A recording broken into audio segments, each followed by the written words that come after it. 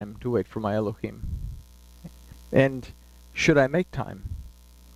So it's because of this that the mother was dashed in pieces with her children. Wow, that's rough. The word for mother is em, that also means to bond together, as well as to depart or to divide. The word for dashed to pieces is rutasha, that means exactly that, to smash something to bits. Things fall apart. Okay?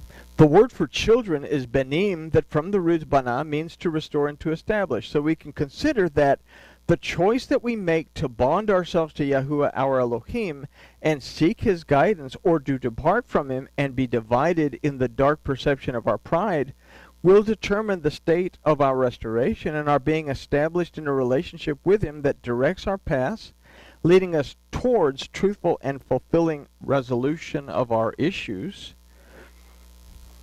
or leading us away from him and towards the bitterness and ruin, in which the dash to pieces comes in, because then you end up picking up the pieces after you've made a mess of it. And I can say I've made a mess of it more than once that I know of.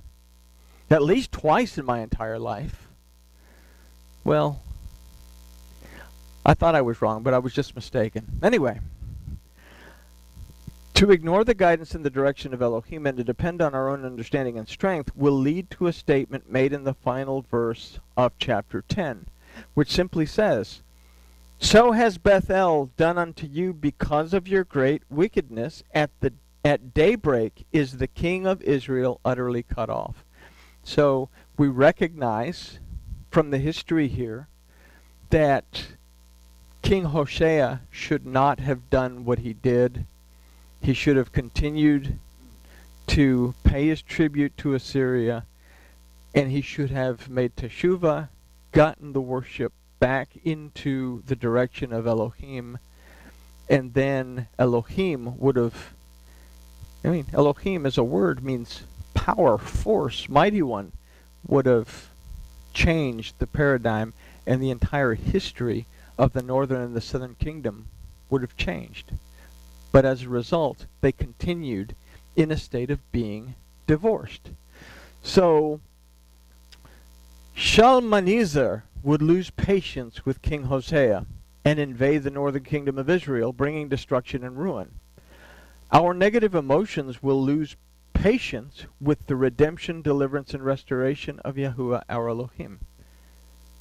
Did y'all catch that? Our negative emotions are getting angry about something, depressed about something, anxious about something, will push the redemption, deliverance, and restoration of Yahuwah Elohim out of our mind, so that we are basically worshiping a golden calf, something that is not of Elohim. So our negative emotions will lose patience with the redemption, deliverance, and restoration of Yahuwah our Elohim. It is our choice to wrestle against Elohim, or to recognize that Elohim prevails in our lives and that we are part of his household. That particular statement is the purpose that we should recite the Shema in the morning and recite the Shema in the evening, and if we can make time to recite it in the middle of the day. Shema Yisrael. Do I perceive, discern, and understand that my Elohim prevails in my life? Or do I perceive, discern, and understand that I am wrestling against Elohim?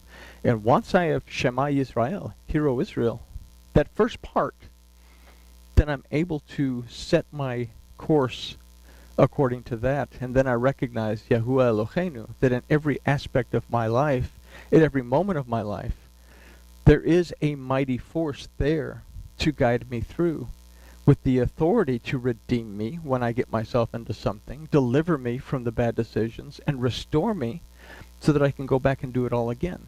But it requires Yahuwah Echad.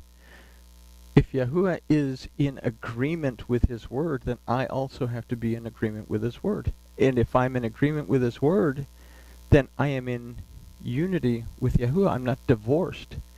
And now I have a direct connection to my Elohim. But the question still comes back to, am I willing to take advantage of this connection by having that conversation, that morning cup of tea with my Elohim to say, this is what I have in mind?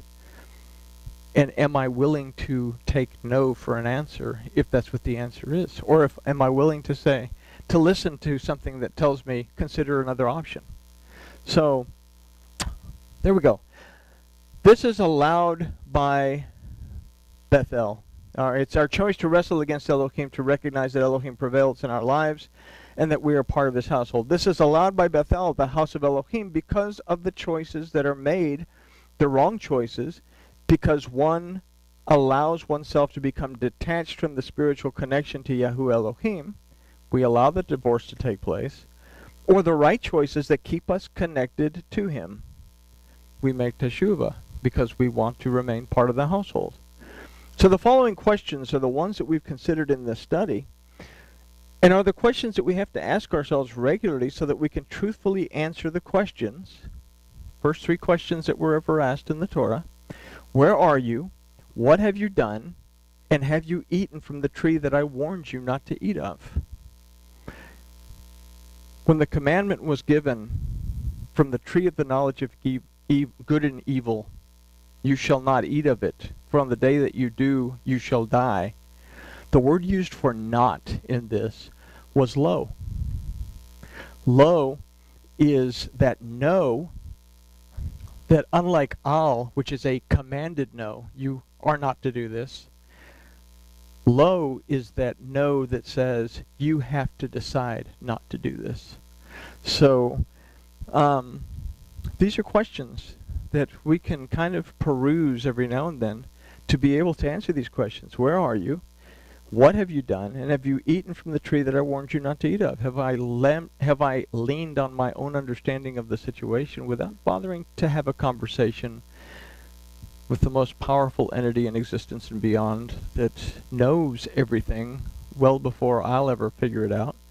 So how often do we think that we are stronger than we are, and then attempt to force the timing of Elohim to suit our own agenda?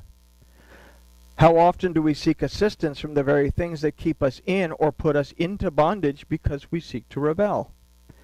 How often am I silent in prayer and deaf to the voice of Elohim as I devise and plot my course? Is my course of action based on my point of view, based on the enticements of the Satan, or is it based on Elohim's point of view? Can I be wrong about something, especially if I don't seek Elohim in prayer, and am deaf to the voice of his Ruach? Is it possible to deviate from what's right and act wrongfully because we're impatient, troubled, or even grieving? It's the one that gets us in trouble most of the time.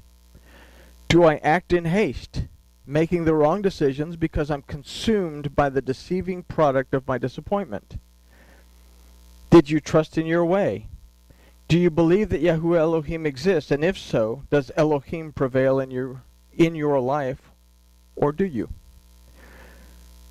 Do you put up walls when you are set in your own opinion? Do you become so distant from any other input, including that of Elohim, that you are cut off from much needed, truthful, and correct input, that you become inaccessible? Do we take the deliverance and the restoration of Yahuwah our Elohim for granted? Do we expect and demand deliverance and restoration from Yahuwah our Elohim when we have cut ourselves off from him in our pride? Do I take the deliverance and restoration of Yahuwah my Elohim for granted when I am blindly prideful and arrogant, fighting against him to get my way? Or am I willing to wait for Elohim and be nourished by his direction before I take action, waiting to see what transpires in his timing? Is it possible that there isn't any time for Elohim to respond because we don't take the time to ask for his direction? Where are you? I don't know why it went like this, but it started coming out, and I said, well, okay, we'll go with it. But Hoshea paid a big price, and he paid a big price for us to be able to re-enter the household of the Father. He paid a big price for us to be able to come back to the family when we become divorced. I guess a big question is to ignore the fact that Yahuwah Elohim exists and that Yahuwah is there, and to take the time to seek Elohim. Is that disrespecting what Yahusha accomplished for us to be able to take advantage of? I don't take advantage of in a bad way, but to have at our disposal this type of a relationship that we can sit down and go through pressing things in life and know that we will get an answer, and it may not be the answer that we want to hear, but it'll be an answer that will lead us in the right direction and maybe towards another situation that has nothing to do with us, but a situation that we need to interact in just briefly in order to light a fire for something bigger to happen away from us.